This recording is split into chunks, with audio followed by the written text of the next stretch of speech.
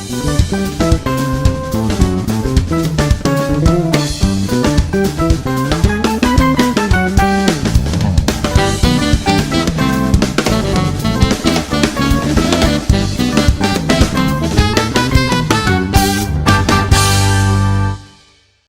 Blessed People, apa kabar?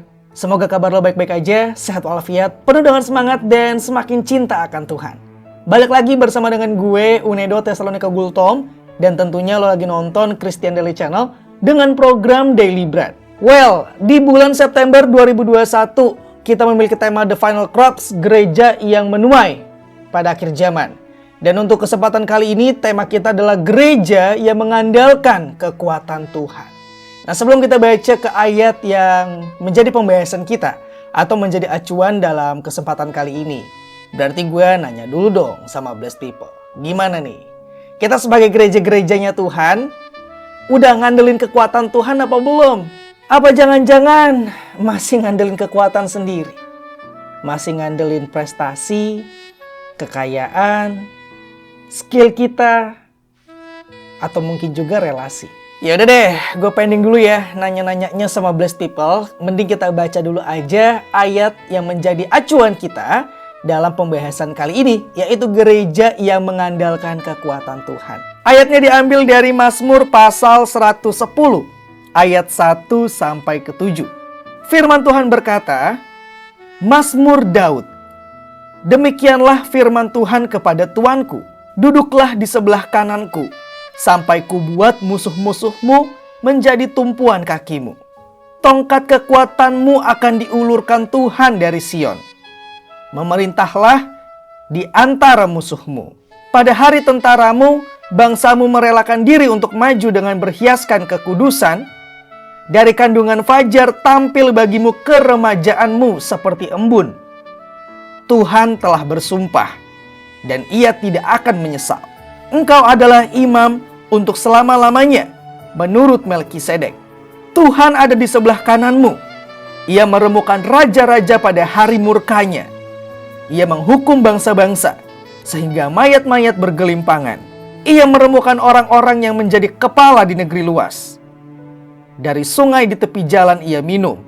Oleh sebab itu, ia mengangkat kepala.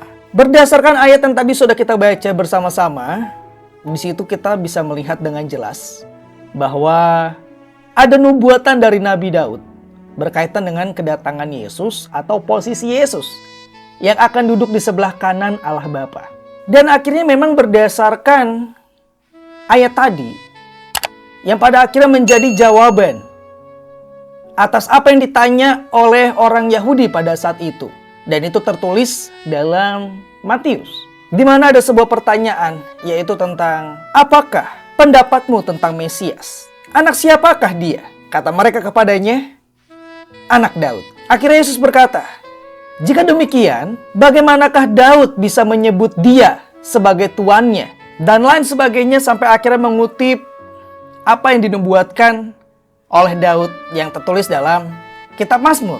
Dan kembali yang harus kita ingat bahwa Blessed People, kita diciptakan Tuhan itu untuk menjadi prototipenya Bapa.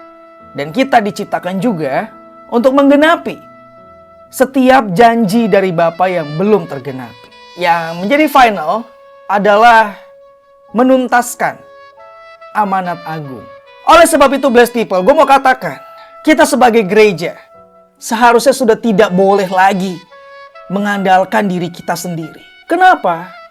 Karena kita ini adalah manusia biasa yang terbatas. Akan sangat bodoh kalau kita sudah tahu diri kita ini terbatas. Kalau apa yang ada di dunia ini semuanya serba terbatas, tapi kita masih mengandalkannya. Mungkin banyak juga di antara Blessed People yang sudah berusaha untuk mengandalkan Tuhan, atau ada juga kasus-kasusnya orang yang tadinya mengandalkan Tuhan dan akhirnya tidak lagi mengandalkan Tuhan karena dalam tanda kutip mengalami kekecewaan. Sebenarnya kita nggak perlu kecewa sama Tuhan. Kenapa sih suka ada atau ada kasus orang kecewa sama Tuhan, menganggap Tuhan nggak ada, dan akhirnya dia murtad. Murtad itu berarti ya dia balik badan ya, udah nggak lagi mengikuti ajaran Yesus. itu murtad. Nah, kenapa ada orang-orang seperti itu? Karena satu yang harus kita tahu, blessed people. Kita ini diciptakan Tuhan supaya kita bisa mengikuti apa yang sudah Tuhan rancangkan dalam hidup kita. Kita diciptakan Tuhan meskipun kita diberikan kemampuan untuk memilih. Tapi yang harus kita ingat, blessed people, bahwa segala sesuatunya datangnya dari Allah dan harus kembali untuk Dia. Jadi kita nggak punya hak sama sekali dalam hidup ini. Dalam pikiran kita, dalam hati kita, dalam tindakan kita, semuanya yang ada di bumi ini, semua yang terjadi dalam kehidupan kita, kita nggak ada hak sama sekali. Nah, orang seringkali kecewa karena dia merasa haknya untuk hidup aman, haknya untuk sejahtera, itu terusik. Karena Tuhan yang dia anggap sebagai pemberi segalanya, itu tidak memenuhi apa yang dia inginkan. Hey, bukan Tuhan yang harus memenuhi segala keinginan kita. Justru harusnya kita yang memenuhi segala yang menjadi keinginan Bapa. Kita ini ciptaan, bos, bukan pencipta. Ketika ada seseorang menciptakan robot, robot ini diciptakan supaya bisa memenuhi apa yang diinginkan atau apa yang dibutuhkan oleh si pencipta robot tersebut. Begitu juga dengan kita, blessed people. Bapa menciptakan lo dan gue supaya apa yang Bapa inginkan, apa yang Bapa butuhkan, apa yang Bapa rancangkan bisa kita lakukan. Bukan sebaliknya. Jadi stop mulai saat ini kita menuntut Tuhan. Stop mulai saat ini kita mengandalkan kekuatan kita. Hei, para ciptaan, sadar bahwa kita ini adalah ciptaan. Pertama, kita sebagai ciptaan, kita penuh dengan keterbatasan. Dan yang kedua, kita sebagai ciptaan, kita harus bisa memenuhi apa yang diinginkan, apa yang dibutuhkan, atau apa yang sudah dirancangkan oleh Sang Pencipta. Karena kalau kita tidak memenuhi kedua ini, maka yang ketiga, kita jadi produk yang gagal. Lo tahu barang reject yang biasa dijual di black market, murahan, dan biasanya barang reject itu bakal dibuang, di bumi hanguskan. Cuman balik lagi, untung Tuhannya bukan gua. Kalau Tuhannya gua punya produk reject, gak bakal gua sayang. Gua biarin hidup juga enggak. Tapi bersyukurnya Bapa selalu memberikan kesempatan kepada lo dan gue. Sekalipun kita berkali-kali berusaha menjadi Tuhan atas Tuhan kita, Dia tetap sayang sama kita. Jadi mau tunggu sampai kapan? Tunggu semua terlambat? Harusnya sih jangan, blessed people ya. Kalau kita mendengar kabar baik ini, saat ini, dengan kebijaksanaan, kita harus mengambil sikap. Mengubah semuanya. Memahami prinsipnya. Kita sebagai gereja yang akan menuai.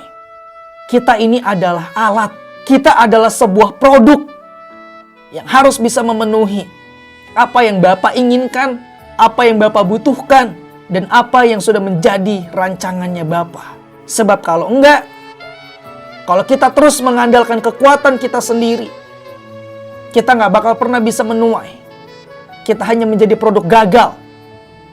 Dan produk gagal tidak bisa menuai, endingnya adalah kebinasaan. Well, blessed people, terima kasih buat lo yang sudah menonton video ini dari awal sampai akhir. Dan mudah-mudahan ya, melalui setiap pembahasan dari Christian Daily Channel bisa memberkati blessed people semuanya. So, kalau lo merasa diberkati, silahkan di like, share, dan juga subscribe. Nyalain lonceng notifikasinya biar blessed people nggak ketinggalan kalau Christian Daily Channel upload video terbaru. Akhir kata, gue Unedo Tesalonika Gultom pamit undur diri. Sampai ketemu lagi di video berikutnya. So see you and God bless you. And as always, keep the faith.